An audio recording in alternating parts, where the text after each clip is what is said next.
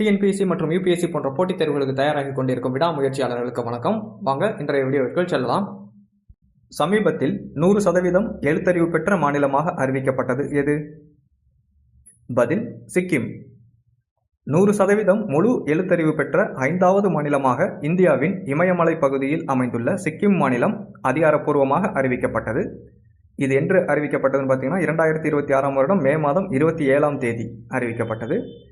சிக்கிம் பல்கலைக்கழகத்தின் 7வது பட்டமளிப்பு விழாவின் போது முதலமைச்சர் பிரேம்சிங் தமாங் இந்த அறிவிப்பை வெளியிட்டார்.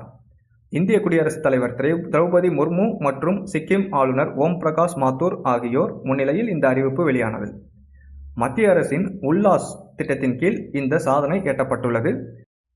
சிக்கிம் மாநிலம் 99.82% வயது வந்தோர் எழுத்தறிவு விகிதத்தை எட்டி மத்திய கல்வி அமைச்சகத்தின் உல்லாஸ் திட்ட சான்றிதழுக்கான 95% எல்லையை கடந்துள்ளது.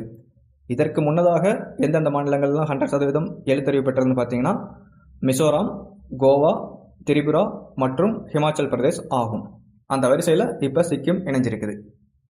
சமீபத்தில் பொது சிவில் சட்ட மசோதாவை நிறைவேற்றிய இந்தியாவின் 3வது மாநிலம் எது? பதில் அசாம். மே 2026இல் அசாம் மாநில சட்டப்பேரவையில் இந்த மசோதா குரல் வாக்கெடுப்பு மூலம் வெற்றிகரமாக நிறைவேற்றப்பட்டது. இந்த மசோதா நிறைவேறிய 3வது மாநிலம் இதுவாகும். இதுக்கு முன்னாடி ஃபஸ்ட்டாக இந்த சட்டத்தை நிறைவேற்றிய மாநிலம் உத்தரகாண்ட் 2024இல் நிறைவேற்றியது. அதுக்கு அடுத்ததாக 2வது மாநிலம் குஜராத் 2026 மார்ச் மாதம் நிறைவேற்றியது. 3வது மாநிலமாக அசாம் நிறைவேற்றியுள்ளது. ஆனால் இந்த சட்டத்தில் ஒரு சில பேருக்கு எக்ஸம்ஷன் இருக்குது. அது யாருன்னு பார்த்தீங்கன்னா அசாமில் வாழும் பட்டியல் பழங்குடியின மக்களுக்கு அவர்களின் பாரம்பரிய உரிமைகளை பாதுகாக்கும் நோக்கில் இந்த சட்டத்தில் இருந்து முழுமையாக விலக்கு அளிக்கப்பட்டுள்ளது. அதே மாதிரி இந்த யுசிசி பொது சிவில் சட்டம் என்னன்னு பார்க்கலாம். இந்தியாவில் வாழும் அனைத்து மத மக்களுக்கும் மதம், இனம், பாலினம் ஆகியவற்றை பொருட்படுத்தாமல் திருமணம், விவாகரத்து, சொத்துரிமை, தத்தெடுப்பு போன்ற அனைத்து குடும்ப விவகாரங்களுக்கும் ஒரே மாதிரியான பொதுவான சட்டங்களை நடைமுறைப்படுத்துவதே பொது சிவில் சட்டம் ஆகும். அதாவது யுசிசி யூனிஃபார்ம் சிவில் கோட் ஆகும். தற்போது இந்தியாவில் ஒவ்வொரு மதத்திற்கும் தனித்தனியான தனிநபர் சட்டங்கள் உள்ளன. பொது சிவில் சட்டம் வந்தால் இந்த மத சட்டங்கள் அனைத்தும் ரத்தாகி அனைத்து குடிமக்களுக்கும் பொதுவான ஒரே சட்டம் அமலுக்கு வரும்.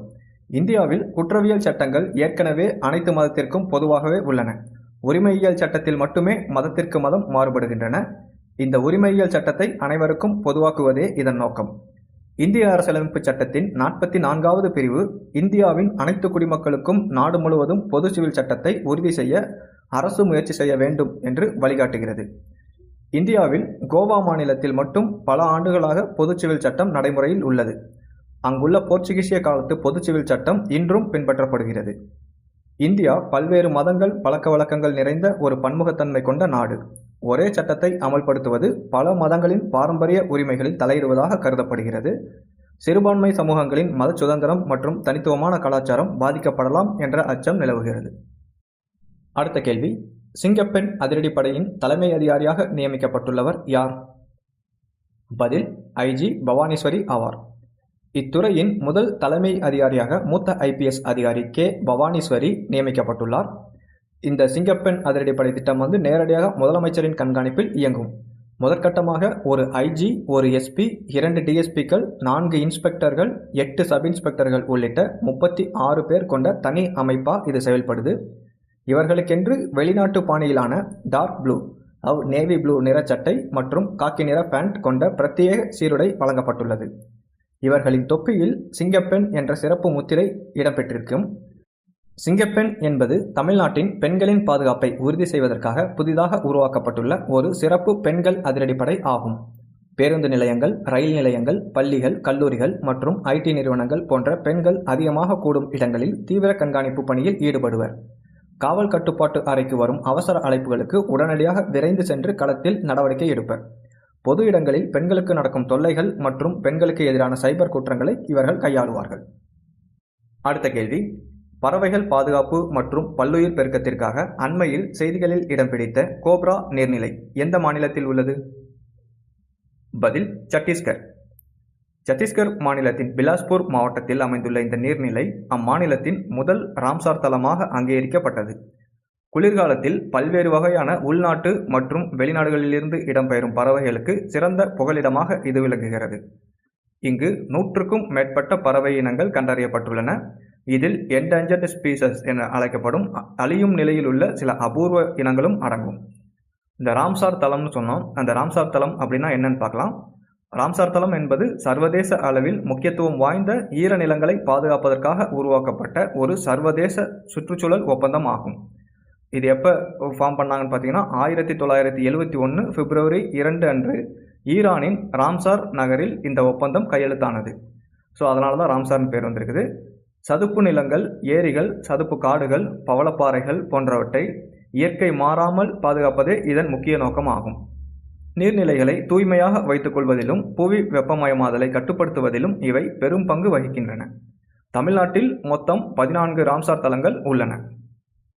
அடுத்த கேள்வி, அண்மையில் காலமான இந்திய துப்பாக்கிச் சுடுதல் துறையின் முன்னோடி வீரர் யார்? பதில், ராஜா ரந்தீர் சிங். இவரை பற்றிய சில எக்ஸ்ட்ரா குறிப்புகளை பார்க்கலாம். இந்திய துப்பாக்கிச் சுடுதல் துறையின் முன்னோடி வீரரும் ஒலிம்பிக் கவுன்சில் ஆஃப் ஏசியாவின் முன்னாள் தலைவருமான ராஜா ரந்தீர் சிங் அண்மையில் காலமானார். அவருக்கு வயது 79.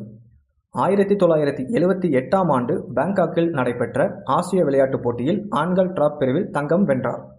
இதன் மூலம் ஆசிய விளையாட்டுப் போட்டிகளில் தங்கம் வென்ற முதல் இந்திய துப்பாக்கிச் சுடுதல் வீரர் என்ற பெருமையை பெற்றார். 5 முறை ஒலிம்பிக் போட்டிகளில் இந்தியாவை பிரதிநிதித்துவப்படுத்திய முதல் இந்திய வீரர் ஆவார். சர்வதேச அளவில் இந்திய விளையாட்டுத்துறைக்கு முக்கிய பங்காற்றிய இவர் 2024ஆம் ஆண்டு ஒலிம்பிக் கவுன்சில் ஆசியாவின் தலைவராகவும் தேர்ந்தெடுக்கப்பட்டார். மேலும் ஒரு குறிப்பு, விளையாட்டுத்துறையில் இவரது சிறப்பான பங்களிப்பிற்காக அர்ஜுனா விருது வழங்கி கௌரவிக்கப்பட்டார். பட்டியலின மக்களின் சமூக பொருளாதார மேம்பாட்டிற்காக 3 திட்டங்களை ஒருங்கிணைத்து உருவாக்கப்பட்ட குடை திட்டம் எது? பதில், PM அஜய். பட்டியலின மக்களின் சமூக மற்றும் பொருளாதார மேம்பாட்டிற்காக 3 வெவ்வேறு மத்திய அரசின் திட்டங்களை ஒருங்கிணைத்து உருவாக்கப்பட்ட குடை திட்டம்தான் இந்த PM Ajay. PM Ajay full form என்னன்னு பார்த்தீங்கன்னா பிரதான் மந்திரி அனுசுஜித் ஜாதி அபியுதய் யோஜனா என்பதாகும்.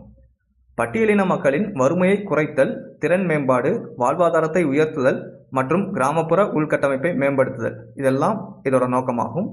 இந்த திட்டம் 2021-2022ஆம் நிதியாண்டில் அறிமுகப்படுத்தப்பட்டது. இந்த திட்டம் 2021-22ஆம் நிதியாண்டில் அறிமுகப்படுத்தப்பட்டது.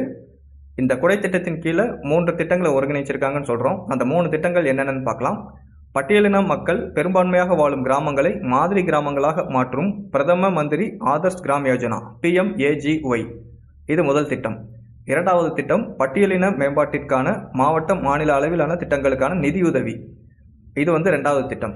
அடுத்தது மூணாவதாக பார்த்தீங்கன்னா பட்டியலின மாணவர்களின் கல்வி வளர்ச்சிக்கு தேவையான தங்குமிட வசதிகளை மேம்படுத்துதல், அதாவது உயர்கல்வி நிறுவனங்களில் விடுதிகள் கட்டமைத்தல். இந்த 3 சேர்த்து தான் இப்போ PM அஜயா மாறியிருக்கு. நேயர்களே, இது போன்ற கரண்ட் அஃபேர்ஸை தினமும் தெரிந்து கொள்ள நமது சேனலை சப்ஸ்கிரைப் செய்து கொள்ளுங்கள். நன்றி, வணக்கம்.